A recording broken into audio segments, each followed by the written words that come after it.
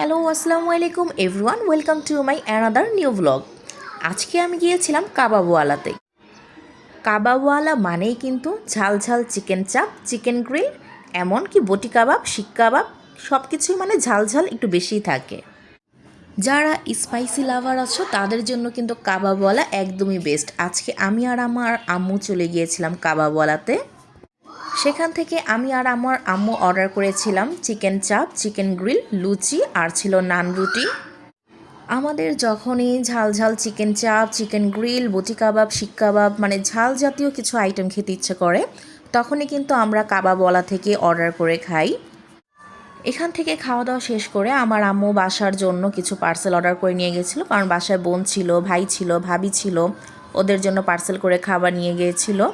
এরপরে চলে গেলাম একটা টি স্টলে, এখান থেকে আমরা দুইজনে চা খেয়ে নিলাম, দেন চলে গেলাম বাসায়। ওকে বন্ধুরা, ব্লগটি এখানেই শেষ করছি, বাই বাই।